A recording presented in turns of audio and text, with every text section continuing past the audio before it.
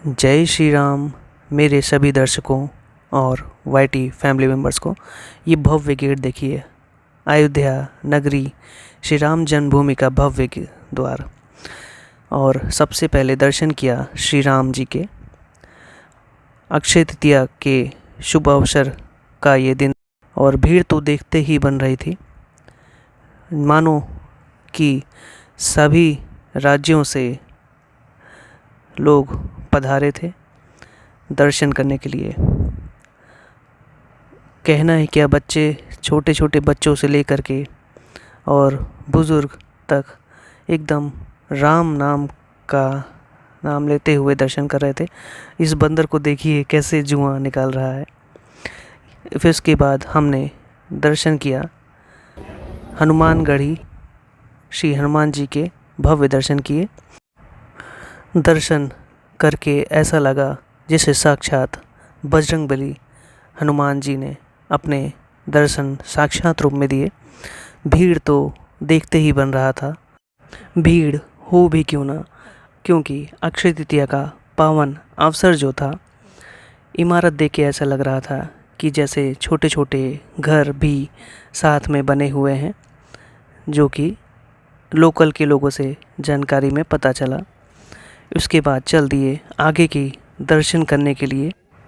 आगे चलते चलते पहुंच गए जहां श्री राम अपने भाई भरत जी से मिले थे, वह स्थान। इसी पवित्र स्थान पर श्री राम जी अपने भाई भरत जी से 14 वर्षों का वनवास काटने के बाद इसी स्थान पर मिले थे। ये स्थान देखिए कितना ही पवित्र है। श्री राम जी सीता मैया जी के साक्षात दर्शन आप लोग भी कर लीजिए। यह देखिए कितना पुराना, जैसे गांव में पुराने स्तर पर लोग घर बनाते थे, और यहाँ पर कुछ लोग विश्राम करते हुए पंडित जी अब अपनी व्याख्या करेंगे और बताएंगे इस स्थान के बारे में बहुत ही डिटेल से। उसको अब ध्यान से सुनिएगा। लंका से आए बड़जबनी रावण को मारकर भविष्य को राज देकर, तब इसी गद्दी में प्रभु राम जी चारों भैया से गले मिले थे। राम लक्ष्मण जान की जय बोलो हनुमान की। बैठ जाओ, खड़ा न रहो। 14 साल भरत जी तपस्या किया, तू लोग 1 मिनट बैठकर राम का नाम ले लो। बोलो राम जन्मभूमि की। बच्चा बच्चा राम का, वो जन्मभूमि के काम का।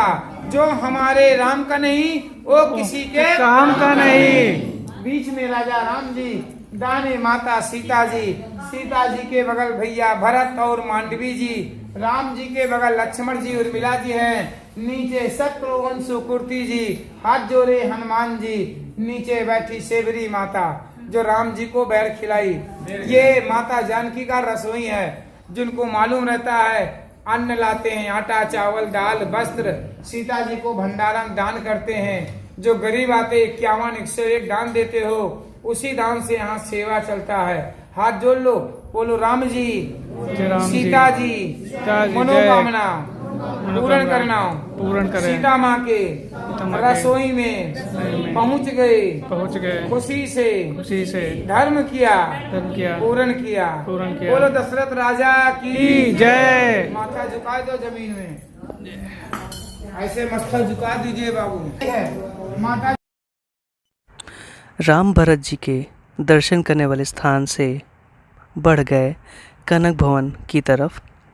और आप लोग ने ये तो सुना ही होगा गाना, कनक भवन दरवाजे खड़े रहो, जहाँ सिया राम जी विराजे पड़े रहो। ये देखिए कितना भव्य स्वरूप है यह कनक भवन, जो कि आप सामने देख रहे हैं। और भीड़ तो देखते ही बन रही थी। कनक भवन के बारे में ये कहा जाता है कि माता सीता को कैकेयी मैया ने मुँह दिखाई के रूप में ये कनक भवन दिया था। कितना ही भव्य स्वरूप है, ये देखते ही बन रहा है। अक्षय तृतीया के पावन अवसर पर श्री राम भगवान के दर्शन करने के लिए लाखों श्रद्धालु बहुत ही दूर से आए हुए थे, कई राज्यों से आए थे। इस मई की चिलचिलाती गर्मी में भी देखिए कितना भव्य स्वरूप दिख रहा है। यह कनक भवन देखते ही बन रहा है। दर्शन करने के लिए कितने से कितने बजे आना है और दर्शन करने के लिए पूरा समय भी ये दिया हुआ है, 8 से 11 और 4:30 से 9:30। कनक भवन का कपाट खुलते ही भक्त प्रभु के दर्शन करने के लिए उमड़ पड़े। उसके बाद आरती हुआ, फिर प्रभु श्री राम के जयकारों के साथ पूरा कनक भवन गूंज उठा।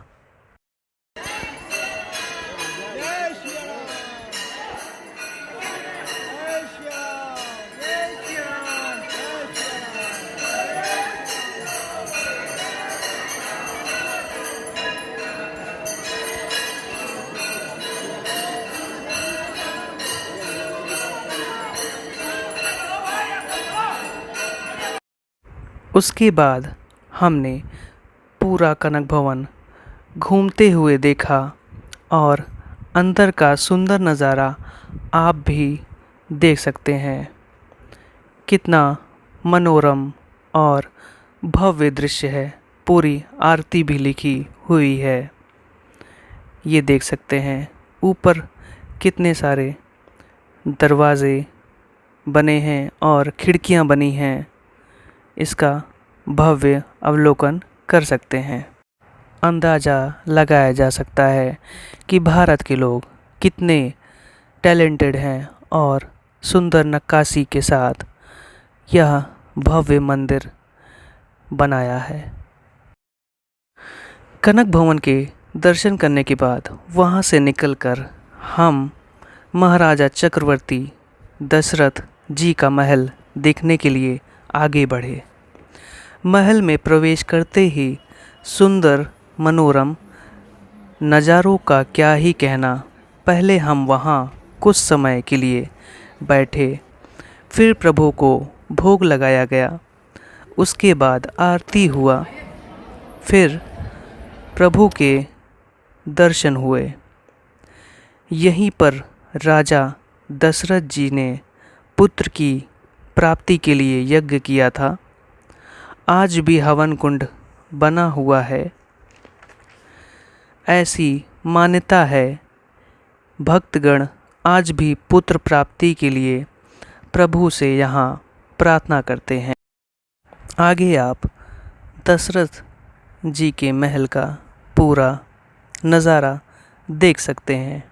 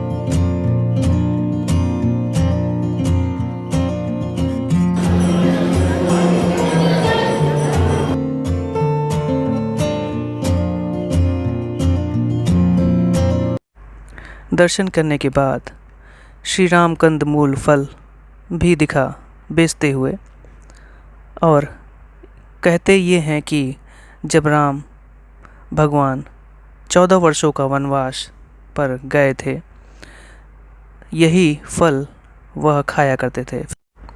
इसके बाद हम वहाँ से राम जी की पैड़ी गए और कहा जाता है कि प्रभु श्री राम जी समेत उनके सभी अनुज यहाँ स्नान करते थे। राम पैड़ी के जस्ट अपोजिट साइड में सरयू नदी है, और सरयू नदी के बारे में कहा जाता है कि सरयू नदी में स्नान करने मात्र से सभी तीर्थों में स्थान के दर्शन करने का पुण्य मिलता है। ऐसा माना जाता है कि जो व्यक्ति सरयू नदी में ब्रह्म मुहूर्त में स्नान करता है उसे सभी तीर्थों के दर्शन करने का फल मिलता है। पौराणिक कथाओं के अनुसार सरयू व शारदा नदी का संगम तो हुआ ही है, सरयू व गंगा का संगम भी श्री राम के पूर्वज भागीरथ ने करवाया था।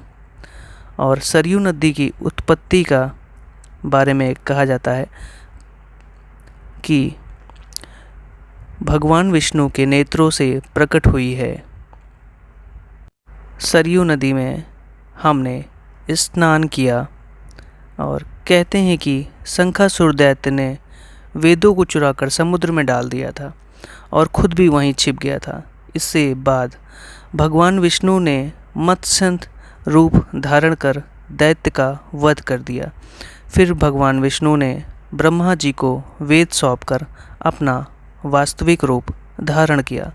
इस दौरान भगवान विष्णु खुश हो उठे और उनकी आंखों से आंसू टपक पड़े। ब्रह्मा जी ने उस प्रेमाश्रु को मानसरोवर में डालकर उसे सुरक्षित कर लिया।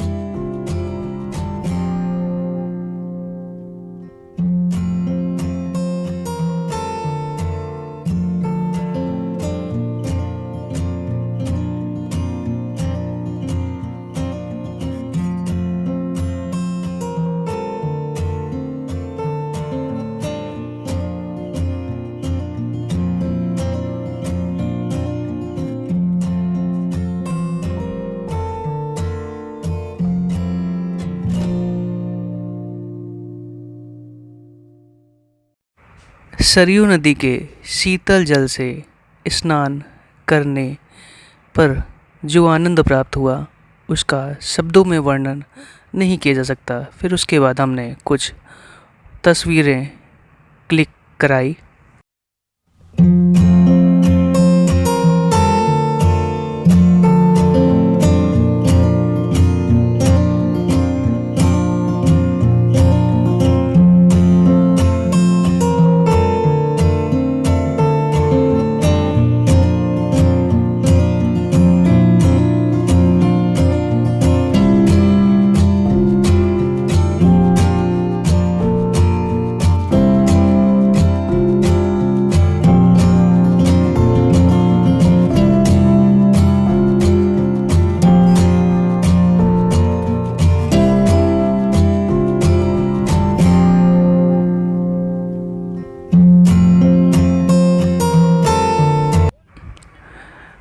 साथियों, उम्मीद करते हैं हमारा वीडियो आपको पसंद आया होगा। अगर आप लाइक, शेयर और सब्सक्राइब करते हैं फिर हम आपको और भी भव्य स्थानों के दर्शन कराएंगे। जय हिंद, वंदे मातरम।